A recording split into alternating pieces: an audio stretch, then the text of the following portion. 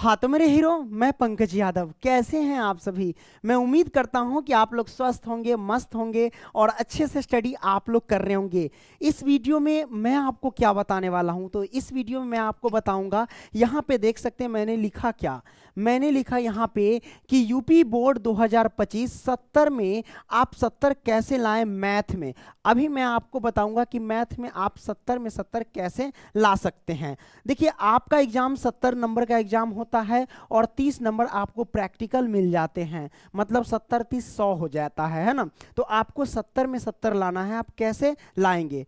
प्यारे बच्चों, आपको पता होना चाहिए कि जब हम युद्ध करते हैं या कोई भी युद्ध करता है तो सामने वाले का ताकत का अंदाज लगा लिया जाता है कि भाई वो है ना क्या लेकर के आया, हाथी घोड़ा कितना सैनिक लेकर के आ रहे हैं, ये सब हमको पता कर लेना होता है। तब जाकर के युद्ध में लड़ते हैं तो मुकाबला कर पाते हैं, सामना कर पाते हैं। नहीं अंदाज रहेगा कि दुश्मन का ताकत क्या है, ऐसे हुलदबर चले जाएंगे तो उसमें हार की संभावना हो जाती है। तो प्यारे बच्चों, अगर आप मैथ में, किसमें प्यारे बच्चों, तो मैथ में है ना, क्या 70 में अगर आपको 70 लाना चाहते हैं, अगर 70 में 70 का अगर टारगेट बना करके चलते हैं तो हो सके चलिए 70 में आप लेकर के आ जाते हैं कितना, 65 नंबर, है कि नहीं। तो टारगेट हमेशा ऊपर तक रखना चाहिए। अगर मान लो कि 70 में 70 का टारगेट रख रहे हैं तो हो सकता है कि 65 पे आके अटक जाए, 68 पे आकर अटक जाए, या फिर मान लो 60 का हम टारगेट रख रहे हैं तो जाहिर सी बात है उस हिसाब से पढ़ेंगे तो आपका 55 मिलेगा, है ना। तो इस तरीके से टारगेट जो हमारा है ना हमेशा ऊपर तक रखना चाहिए, हमेशा ज़्यादा रखना चाहिए कि चलो 10 नंबर कम भी आ गया तो चलेगा, कोई दिक्कत नहीं है। तो प्यारे बच्चों, कैसे ला सकते हैं? तो इसके लिए आपको जानना क्या है, इसके लिए आपको पता करना चाहिए कि मैथ का सिलेबस।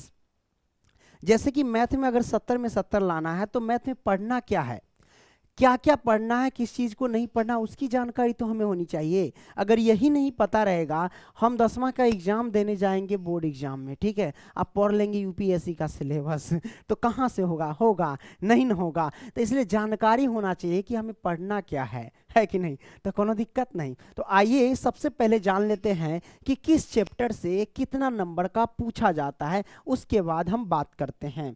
तो जैसा कि आप देख सकते हैं, वो सब बताने से पहले एक कुछ मोटिवेशनल लाइन है हमारे साथ साथ क्या सामने है।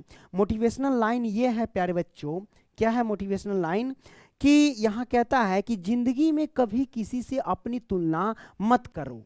यानी जिंदगी में कभी भी अपनी जो तुलना है किसी से नहीं करनी चाहिए। क्यों? क्योंकि यहाँ पे देखिए, जैसे चांद और सूरज की तुलना जो है किसी से नहीं की जा सकती है, क्योंकि ये जो है ना अपने समय पर ही चमकते हैं।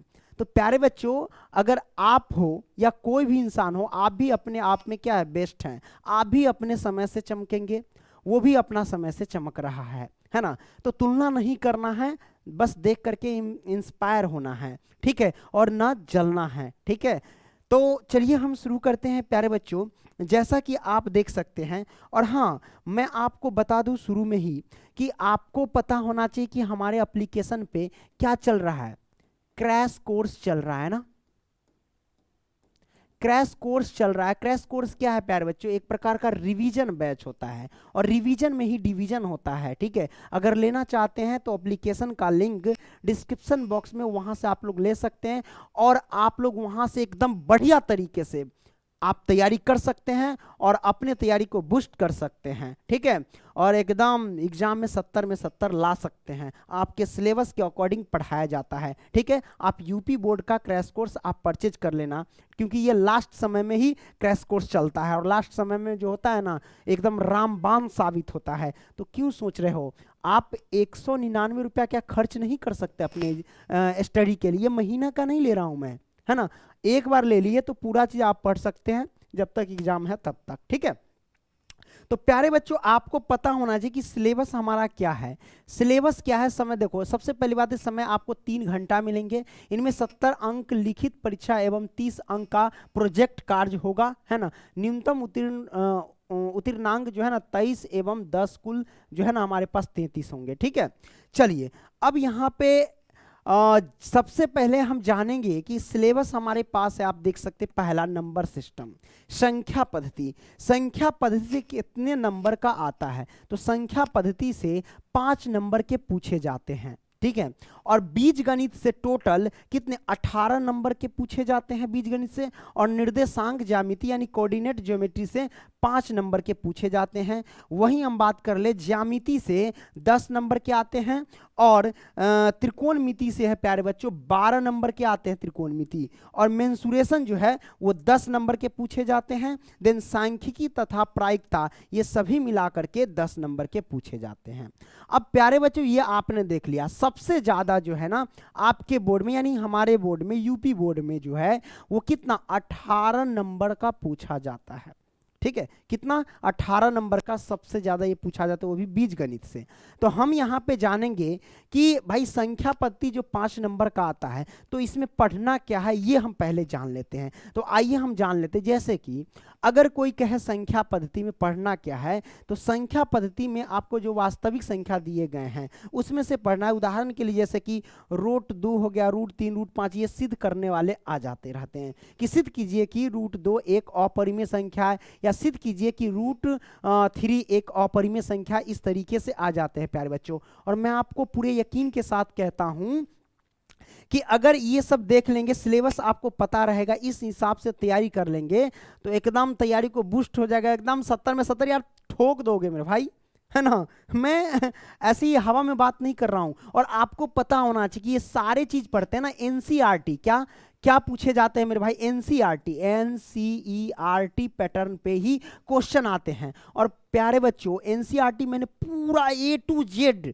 मैंने पढ़ा रखा है, यूट्यूब पे आपको फ्री में मिल जाएंगे। और रही बात कि भाई एनसीईआरटी के कौन कौन सा क्वेश्चन हमें पढ़ना चाहिए, कौन कौन सा ऑब्जेक्टिव तैयारी करना चाहिए, तो उसके लिए हमने आपके लिए क्रैश कोर्स लॉन्च कर रखा है। उसमें इंपॉर्टेंट क्वेश्चन बताए जाते हैं कि भाई ये क्वेश्चन तैयार कर लो, वो क्वेश्चन तैयार कर लो। क्रैश मतलब ही होता है टकराना, तो टकराने वाली क्वेश्चन सब जो होती है प्यारे बच्चों वो हम उसमें बताने वाले हैं और बता रहे हैं। लगभग मैथ जो है वो चैप्टर 4 तक कंप्लीट करा दिया, साइंस भी चैप्टर 4, और एसएसटी जो है वो भी एसएसटी का हिस्ट्री खत्म हो गया। तो सारे सब्जेक्ट कराए जाएंगे। आप लोग मात्र 199 रुपया में जुड़ सकते हैं प्यारे बच्चों। ये भी एक ऑफर में है, इससे पहले 249 रुपया था, 2 मिलियन की खुशी में इसको कम कर दिया गया है। ठीक है, तो आप लोग जुड़ सकते हैं।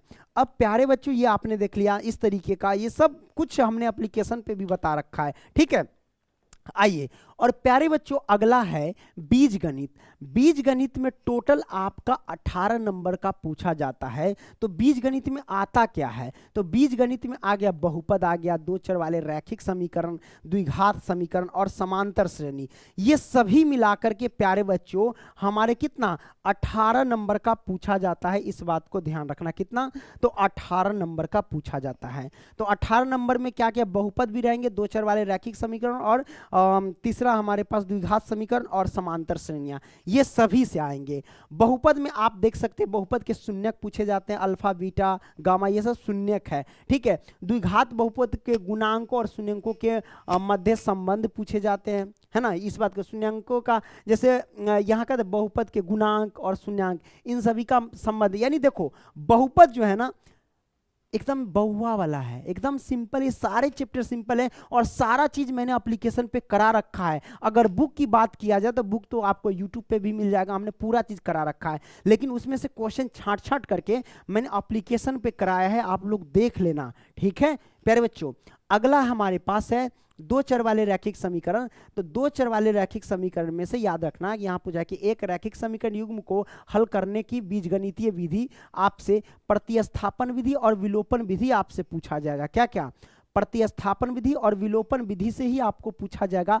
ग्राफीय विधि हटा दिया गया है, ग्राफीय विधि से क्वेश्चन नहीं आएगा। ठीक है, वही हम बात कर ले द्विघात समीकरण में। तो मानक द्विघात समीकरण जो है हमारे पास इस तरीके का है, ये क्या मानक रूप कह सकते हो या व्यापक रूप कह सकते हो। ठीक है, तो द्विघात समीकरण के केवल वास्तविक मूल का क्या है, द्विघात सूत्रों द्वारा गुणनखंड द्वारा हल निकालना। मतलब हमारे पास जो द्विघात समीकरण से क्वेश्चन सब आएंगे, जैसे द्विघात समीकरण दे दे और कह देगा कि गुणनखंड विधि से मूल ज्ञात करें या द्विघात सूत्र से मूल ज्ञात करें, द्विघात सूत्र जिसे हम श्रीधाराचार्य सूत्र भी कहते हैं, तो उससे आपको मूल ज्ञात करने के लिए कह देगा, है ना। तो इस तरीके से आप सॉल्व कर सकते हैं।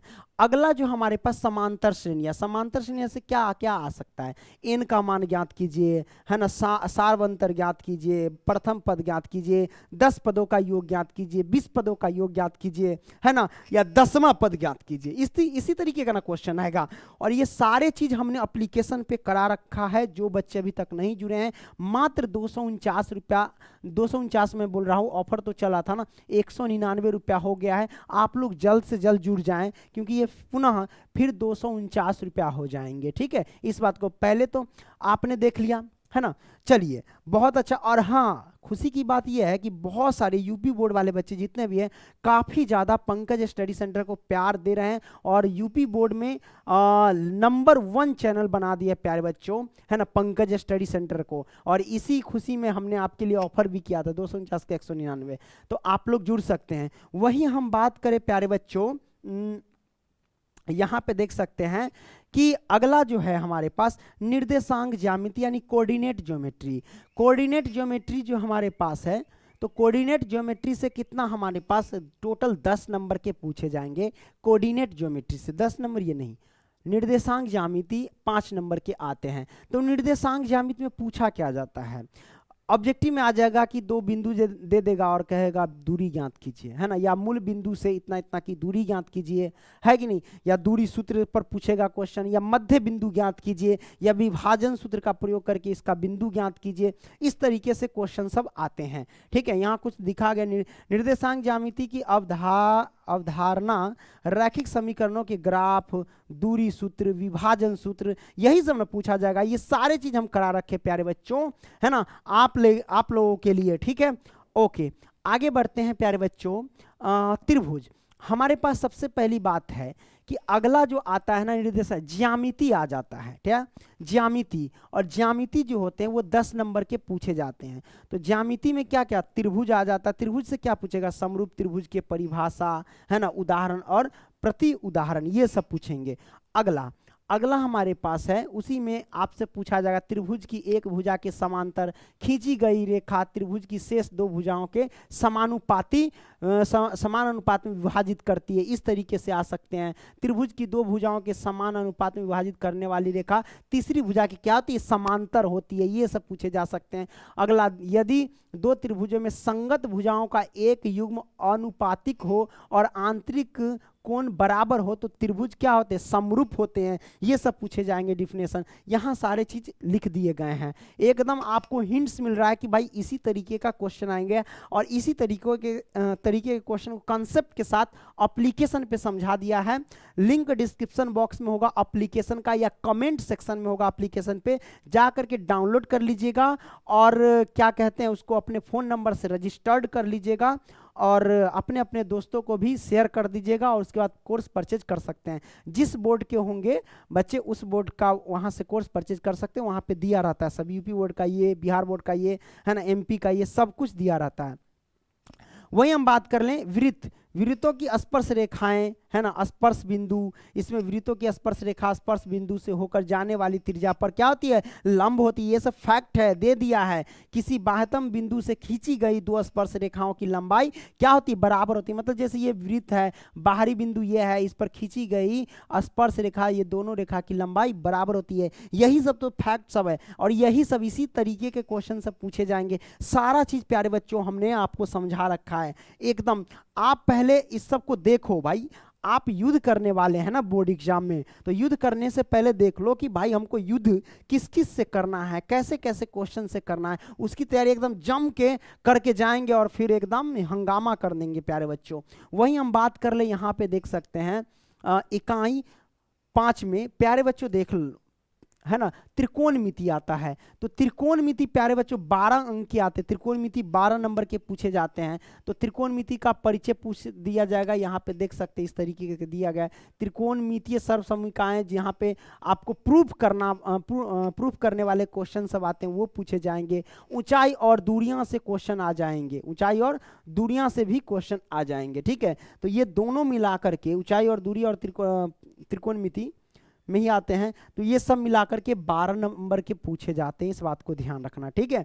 आगे बढ़ते हैं बुआ जी, आगे देखिए यहाँ पे आपसे मेंसुरेशन पूछा जाएगा। मेंसुरेशन जो है वो 10 नंबर के पूछे जाते हैं। मेंसुरेशन यानी क्षेत्रमिति, क्षेत्रमिति जो है वो 10 नंबर के पूछे जाते हैं प्यारे बच्चों। और 10 नंबर में देखो क्या क्या आएंगे, विद्युतों से संबंधित क्षेत्रफल, सब कुछ करा रखा है प्यारे बच्चों। आप यूट्यूब पे भी देख सकते हैं, है ना। सब कुछ चैप्टर बाय चैप्टर सॉल्यूशन करा दिया, वो भी फ्री में। और प्यारे बच्चों क्वेश्चन सब छांट करके क्या क्या वीवीआई क्वेश्चन सब है वो सब हमने क्रैश कोर्स में बता रखा है। और साथ ही साथ प्यारे बच्चों ध्यान रखना कि उसमें ना हमने पीडीएफ वगैरह सब दे रखा है ना, वहां से आप लोग पीडीएफ वगैरह सब डाउनलोड कर सकते हैं एप्लीकेशन पे, ठीक है। वहीं हम बात करें पृष्ठीय क्षेत्रफल और आयतन, ये सब करा रखे हैं। ये सब दोनों मिलाकर के पूछे जाते हैं 10 अंक, है ना। आगे बढ़ते हैं प्यारे बच्चों, अब देखो सांख्यिकी और प्रायिकता ये दोनों मिलाकर के सब कुछ करा दिए हैं। ये 10 अंक के पूछे जाते हैं। सांख्यिकी से हो गया, प्रायिकता से। सांख्यिकी में क्या क्या पूछे, जैसे माध्य ज्ञात करना, बहुलक ज्ञात करना, माध्यिका ज्ञात करना, यही सब बना जाएंगे। अब प्रायिकता तो एकदम बउआ वाला क्वेश्चन सब होता है, तुरंत बना दोगे, ठीक है। तो ये सारे चीज हमने क्लियर करा रखा है प्यारे बच्चों। तो ये हुआ आपका सिलेबस। तो प्यारे बच्चों अगर आपको 70 में 70 लाना है तो आपको इन चीजों की जानकारी रखनी चाहिए कि क्या क्या पूछा जाता है। अब क्या क्या पूछा जाता है ये आपने तय कर लिया, तो उन चैप्टर में से आपको वीवीआई क्वेश्चन सब पर ना ध्यान देना है, जो पिछले कई सालों से रिपीट होते आ रहे हैं। और प्यारे बच्चों जब रिपीट होते आ रहे हैं तो आप सोचेंगे कि भाई ऐसा ऐसा क्वेश्चन हम कैसे तैयारी करें, कौन तैयारी कराएगा। तो हमने आपके लिए जो है ना वो क्रैश कोर्स लॉन्च कर रखा है। क्रैश